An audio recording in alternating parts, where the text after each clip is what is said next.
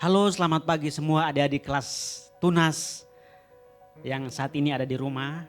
Nah, pagi hari ini bersama dengan Kak Paji, kita sama-sama akan belajar firman Tuhan bersama-sama. Nah, pastikan kalian semua sudah siap untuk belajar firman Tuhan bersama-sama pada pagi hari ini. Nah, pada pagi hari ini kita akan belajar dari satu tokoh yang dipakai Tuhan secara luar biasa. Nah, kita akan baca satu ayat firman Tuhan yang diyakini oleh tokoh ini sebagai ayat yang membuat dia untuk percaya kepada Tuhan, yang menolong dan menyelamatkan dia, yang mendengarkan doa-doanya dia. Kita buka di dalam Bilangan 23 ayat 19. Bilangan 23 ayat 19 dikatakan seperti ini. Allah bukanlah manusia sehingga ia berdusta, bukan anak manusia sehingga ia menyesal. Masakan ia berfirman dan tidak melakukannya, atau berbicara dan tidak menepatinya. Nah, ini keyakinan Finney yang mengubahkan kehidupannya dia dari seorang yang tidak percaya Tuhan. Tokoh yang kita pelajari hari ini bernama Charles G. Finney. G. Finney ini lahir pada tahun 1792 di satu tempat yang bernama Warren, Connecticut di Amerika. Dia hidup pada abad 17 dan dia meninggal pada tanggal 16 Agustus 1875 pada usia yang ke-82. Jadi sudah sangat tua sekali dia meninggal. Pada saat dia masih muda dikatakan bahwa dia sangat tampan, dia sangat pintar memainkan musik dan dia suka musik. Dia bersemangat ketika dia memainkan alat musik. Dia belajar atau kuliah di salah satu akademi selama 2 tahun. Lalu setelah itu dia mengajar sebagai seorang guru selama 6 tahun. Charles G. Finney ini adalah seorang yang suka memainkan musik. Dan dia juga memainkan musik, mengiringi musik di salah satu gereja di sana. Suatu kali ketika dia beribadah, dia selalu mendengarkan kata-kata yang tidak baik, kata-kata yang tidak enak dari teman-teman gerejanya. Mungkin teman-teman pemudanya di gereja.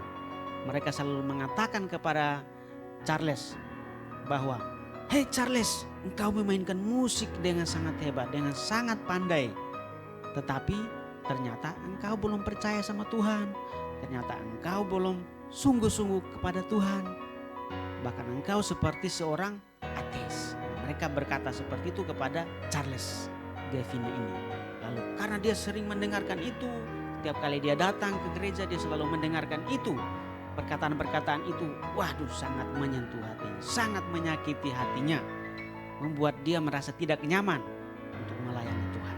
Dari situlah akhirnya dia mulai mengalami satu kerinduan untuk dia mencari Tuhan. Bagaimana caranya dia mencari Tuhan? Suatu kali dia pergi ke hutan. Dia pergi ke hutan-hutan dan di sanalah berhari-hari dia berdoa, dia mencari Tuhan di sana. Dia berseru dengan kencang sekeras-kerasnya, dia berdoa kepada Tuhan. Dia meminta untuk Tuhan masuk dan mengisi kehidupannya dia. Untuk Tuhan memakai dia menjadi orang yang luar biasa. Ketika dia berdoa, dikatakan ketika dia berdoa di hutan selama berhari-hari, maka di sanalah dia mengalami sesuatu kejadian yang sangat luar biasa. Di mana dia merasakan bahwa tubuhnya seperti diserang, disengat, tubuhnya disengat oleh listrik yang bertegangan tinggi. Ya mungkin seperti kena setrum gitu ya. Gimana rasanya kalau kena setrum? Ya mungkin badannya semua bergetar dan mengeluarkan ketakutan yang luar biasa ya. Lalu disitulah dia merasakan ada kasih Tuhan yang ada di dalam hati dia. Ada di dalam kehidupannya Charles Finney ini. Nah, dari sinilah awal mula pertobatannya dia, yaitu pada tahun 1821. Nah, disinilah dia mulai mengalami Tuhan. Disitulah dia mulai memberikan perhatiannya untuk berkhotbah, untuk menginjili orang-orang yang belum percaya kepada Tuhan, untuk melakukan KKR dan melakukan mujizat-mujizat yang luar biasa. Pada saat itu Tuhan memakai Charles Finney ini untuk berkhotbah. Ketika dia berkhotbah dengan sangat keras. Dia tidak takut orang itu tersinggung atau tidak, tapi dia menyampaikan firman Tuhan dengan keras karena dia percaya bahwa setiap orang punya kesempatan untuk bertobat. Setiap orang punya kesempatan untuk mengambil pilihan untuk menerima Tuhan Yesus sebagai Tuhan dan Juru Selamatnya. Nah, dari pertobatan inilah akhirnya dia mengambil keputusan untuk meninggalkan pekerjaannya sebagai seorang pengacara. Nah, setelah dia menjadi guru 6 tahun, dia meninggalkan pekerjaan gurunya dan dia menjadi pengacara di bidang hukum. Nah, tapi setelah dia bertobat, dia juga akhirnya meninggalkan profesinya, pekerjaannya sebagai seorang pengacara di bidang hukum. Nah, suatu kali ada seorang kliennya datang kepadanya lalu meminta tolong kepadanya. "Hei Pak Charles, tolong bantu saya untuk menyelesaikan masalah saya di pengadilan." Lalu apa yang dikatakan oleh Charles kepada orang ini? Dia mengatakan seperti ini.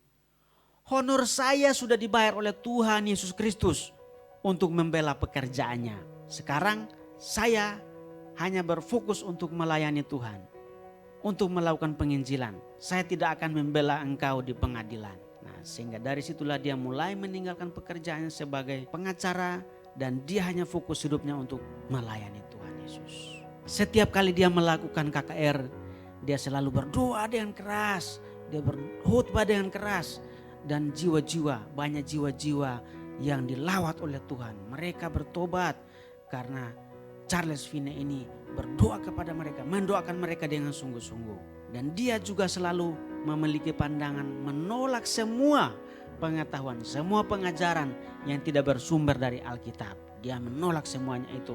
Dia selalu hidup di dalam kekudusan hidupnya.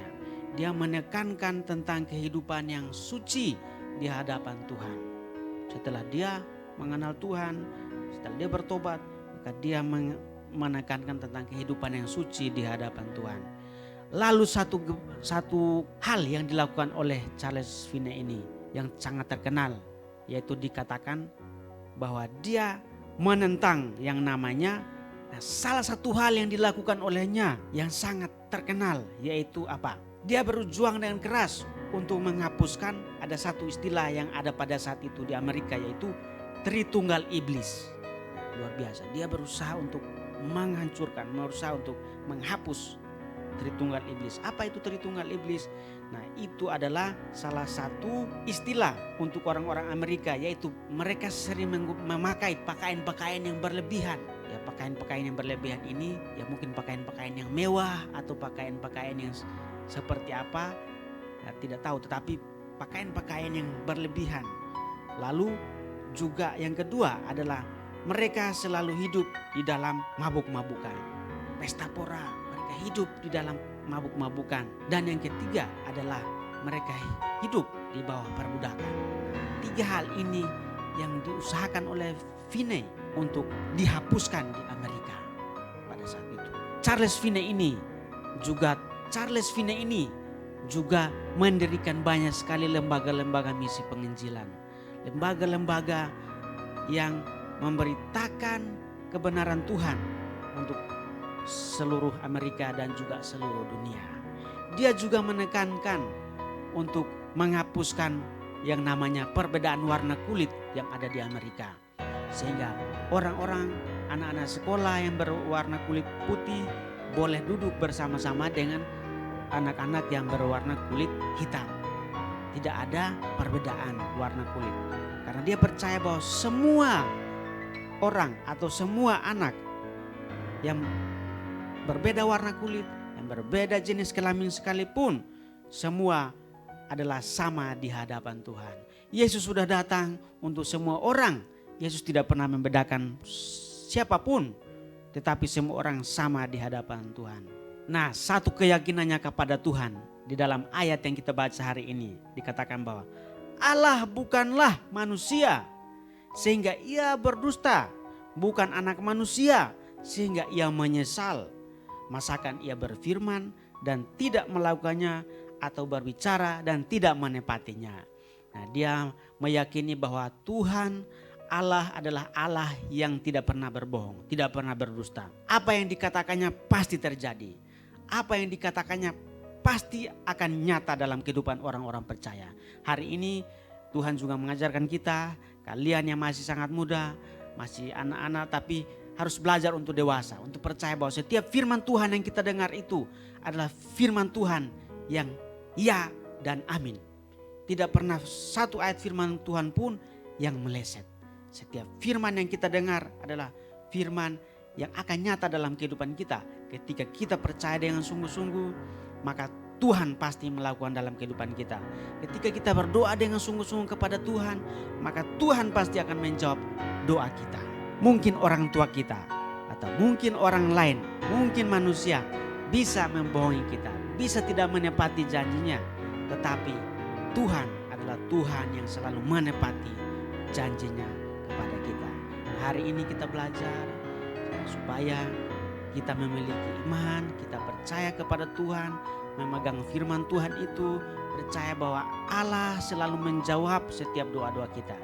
Apa sih yang kalian ingin doakan? Apa sih yang kalian ingin mintakan kepada Tuhan? Mungkin kepintaran, mungkin kepandaian, mungkin masa depan yang indah, atau mungkin cita-cita kalian, harapan kalian yang kalian impi-impikan.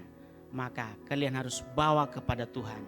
Percaya bahwa Dia Tuhan yang selalu menepati janjinya kepada kita. Sehingga kita tidak boleh ragu, tidak boleh khawatir, tidak boleh meragukan janji Tuhan kepada kita. Nah, hari ini belajar untuk memiliki iman, belajar untuk memiliki kepercayaan kepada Tuhan, bahwa Allah akan selalu menjawab doa-doa kalian, lalu mendengarkan doa-doa kalian tepat pada waktunya. Kita belajar hari ini dari seorang tokoh, Charles Gavine, yang dulu tidak percaya Tuhan, tapi akhirnya Tuhan mengubah hidupnya, memakai dia menjadi orang yang hebat dan luar biasa. Bahkan dia bisa sampai usia 82 tahun, itu karena Tuhan ingin memakai dia. Nah, hari ini Tuhan juga ingin memakai kalian semua kelas tunas. Nah, siapkan diri kalian untuk dipakai oleh Tuhan menjadi orang-orang yang hebat, orang-orang yang luar biasa untuk kemuliaan Tuhan Yesus. Nah, Tuhan memberkati kita sekalian. Sampai jumpa minggu depan. Adik-adik semua, pagi hari ini kita mengucap syukur kepada Tuhan karena kita sudah mendengarkan firman Tuhan bersama-sama yang sudah disampaikan oleh setiap kakak-kakak guru sekolah minggu pada pagi hari ini. Mari kita berdoa, minta Tuhan memberikan kita kekuatan, kesanggupan supaya kita bertumbuh, berbuah melalui firman Tuhan yang kita dengar pada pagi hari ini. Mari kita sama-sama berdoa. Terima kasih Tuhan Yesus, pagi hari ini kami bersyukur kami sudah mendengarkan firman-Mu ya Tuhan melalui setiap kakak-kakak guru sekolah minggu pada pagi hari ini. Kami berdoa Tuhan meteraikan firman-Mu di dalam hati kami, membuat kami untuk terus mengerti firman-Mu dan melakukan firman-Mu dalam setiap kehidupan kami. Buat kami terus bertumbuh menjadi dewasa, bertumbuh dan terus berbuah di dalam kehidupan kami. Terima kasih Tuhan, berkati kakak-kakak guru sekolah minggu pada pagi hari ini. Engkau juga terus menyertai mereka. Kami mengucap syukur di dalam nama Tuhan Yesus kami berdoa. Mari kita sama-sama akan menerima berkat dari Tuhan. Tuhan memberkati engkau dan melindungi engkau. Tuhan menyinari engkau dengan wajahnya dan memberi engkau kasih karunia. Tuhan menghadapkan wajahnya kepadamu dan memberi engkau damai sejahtera. Kiranya kasih karunia dan damai sejahtera dari Allah Bapa di dalam Tuhan Yesus Kristus dan persekutuan pimpinan Roh-Nya yang kudus menyertai kita dari sekarang sampai selama-lamanya. Amin. Thank you Lord.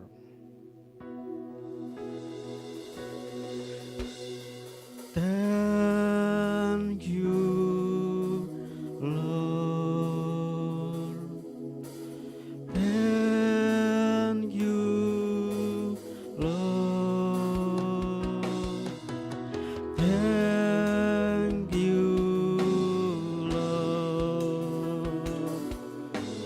I just want to thank you. I just want to thank you, Lord.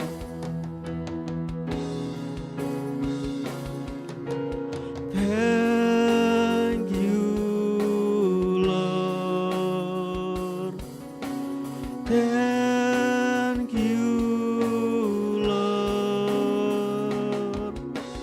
Thank you. I just want to thank you. I just want to thank you. I just want to thank you. I just want to thank you, Lord. Selamat hari Minggu. Tuhan Yesus memberkati. Sampai jumpa minggu depan.